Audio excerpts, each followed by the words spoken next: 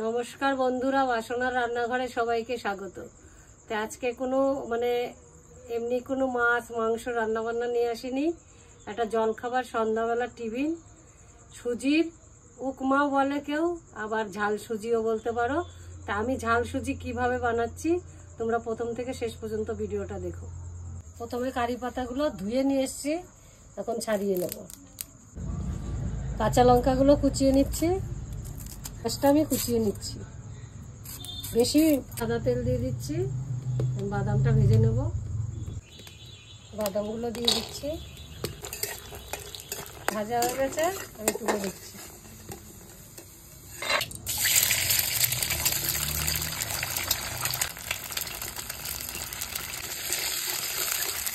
অল্প করে লবণ দিয়ে দিচ্ছি।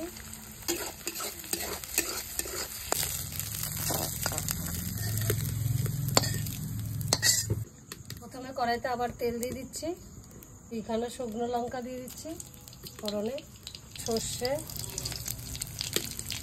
কারি পাতা দিয়ে দিচ্ছি, লঙ্কা, পেঁয়াজ কুচিটা দিয়ে দিচ্ছি। আমি কারি পাতা, আমি লবণ দিয়ে দিচ্ছি। এখানে আমার 200 গ্রাম সুজি আছে, এই সুজিটা এবার দিয়ে দিচ্ছি।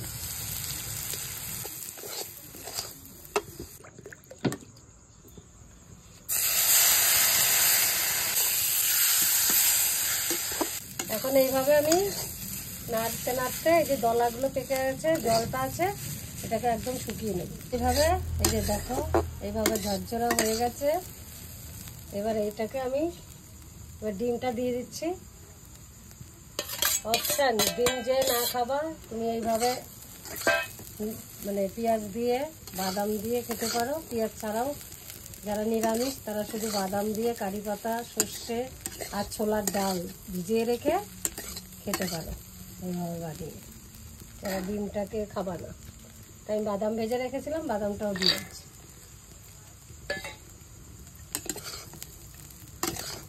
পাতা লাস্টে দিয়ে দিলাম। আমার ঝাল সুজি রেডি, এবার নামিয়ে নিচ্ছি।